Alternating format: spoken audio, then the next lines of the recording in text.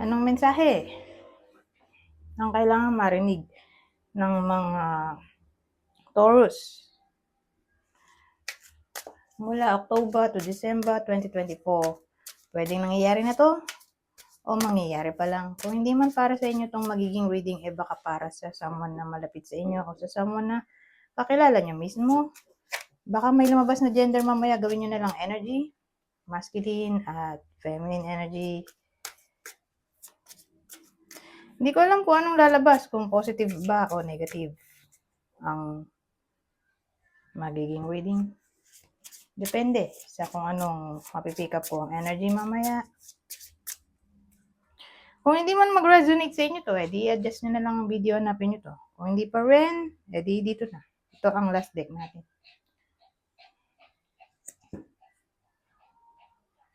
So, magsimula na tayo.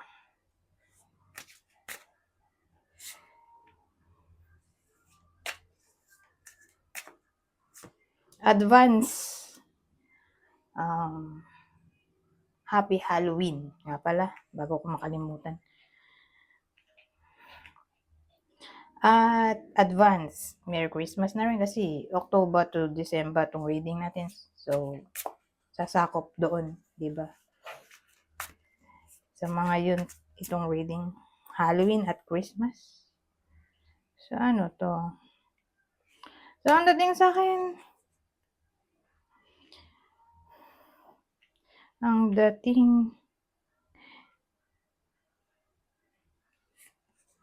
kasi ayon dun sa libro nito, o guidebook ba, ano siya kinukuha niya yung mga gamit na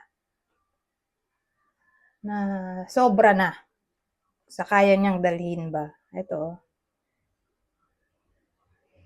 Ito naman, action. So, ang dating, baka ma-overload yung iba sa inyo ng iba't ibang klaseng trabaho, task.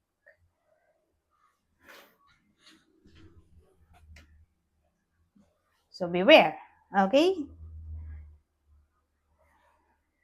Parang masyado kayong magiging busy. Sa madaling salita, sa 3 buwan na to, na para bang gusto nyo na lang tapusin nang walang tulong ng iba, o mas gusto nyo pang magtrabaho mag-isa. Na para bang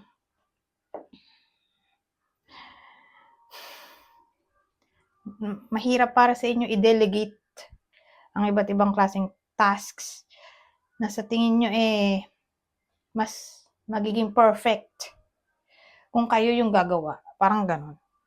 So, sa madaling salita, may iba sa inyo na matatabunan ng iba't ibang klaseng task. Na para bang, although maraming ang task, maraming deadline, mapapressure sila, di ba? Yung iba sa inyo. Pero, kahit ganun, tingin nyo, mas magiging perfect yung kalalabasan o mas magiging maganda yung outcome kung kayo yung tatrabaho. Hirap kayong mag-delegate ng task, ganun. Kasi gusto nyo, kayo na lang ang gumawa, ganyan. So, para lang to sa mga may trabaho. Okay? O siguro, kaya ganun, na nahihirapan yung iba sa inyo na i-delegate yung task kasi feeling nyo mas ma-stress kayo kung ituturo nyo pa sa iba. So, ang dating, kaysa magturo pa kayo at ma-stress lang kayo. Kasi baka hindi nila mag-gets agad. Di kayo na rin ang tatrabaho, ganun. Parang walang ibang choice yung iba sa inyo kundi i-accept at ang iba't ibang klaseng problema o task. Kasi nga may ano tayo energy. Energetic guy kasi to, Knight of Wands. So, dagdagan pa natin. 8 of Wands. Wands ulit. Two of Wands naman this time.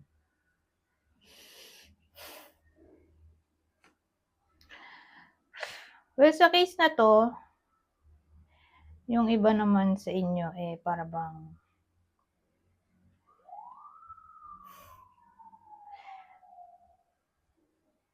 magdidesisyon na umalis. May 8 of Cups pala yun. 8 of Wands pala to. Desisyon na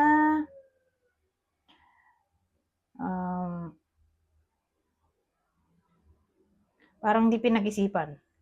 Very fast. Ganun ang dating. Yung decision, so parang impulsive decision. Para sa iba sa inyo. Ano pa?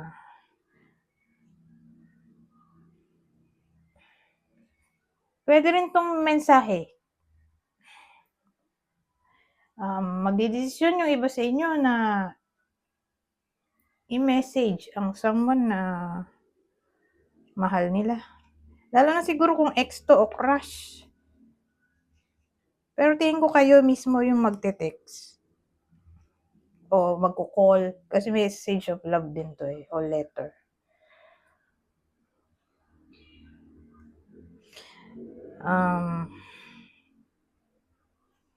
O siguro, bigla ang plano to. So, expect na natin na yung iba sa inyo magkakaroon ng bigla ang plano.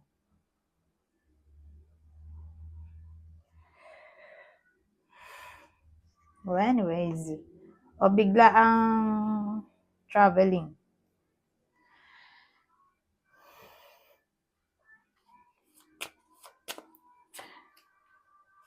Fortune. Ito maganda, fortune. Kaya naman may constancy tayo. Parang traveling na naman to. Magiging mapalad yung iba sa inyo na makapag-travel somewhere. O baka naman, kung di kayo mismo to na magkakapera para gumala, makagala, may someone na sasagutin ng inyong pamasahe. Isasama kayo somewhere sa paggala nga. Libre. Pwedeng ganon.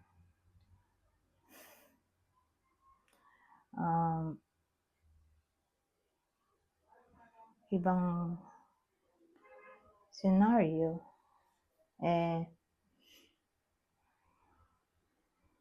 Constancy. Diba to? Anything na constant. So, sabihin naman natin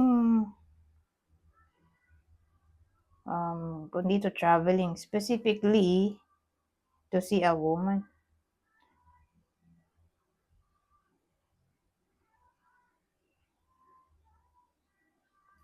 O another woman, kung babae rin kayo. Kasi parang may babae dito. Puro babae nga to. O baka habang nagta-travel ang iba sa inyo, may kasama silang babae.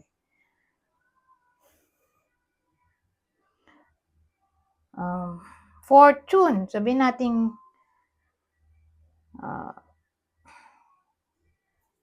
may success na maaaring dumating sa iba sa inyo. O makuha, o ma-achieve through effort.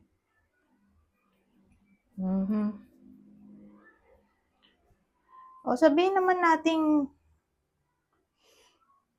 yung fortune dito maayos pa yung relationship. O sabihin natin in a relationship, sila pa rin. Sa loob ng 3 months, hindi maghihiwalay. Stable, kasi constancy to That's fortune. All kinds na ng fortune to.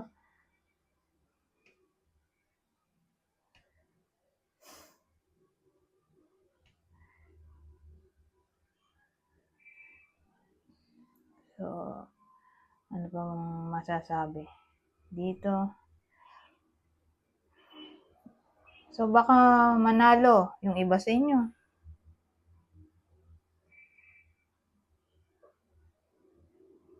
manalo sa competition, o anything na parang tatayaan. Kasi magiging somewhat lucky sila dito, kakapera. Ay, may pera dito eh.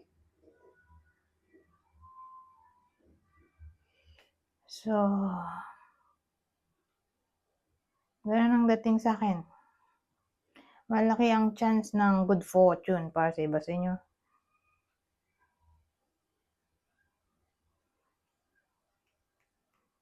Sa tulong ng babae, babae yung magiging fortunate dito. Babaeng Taurus.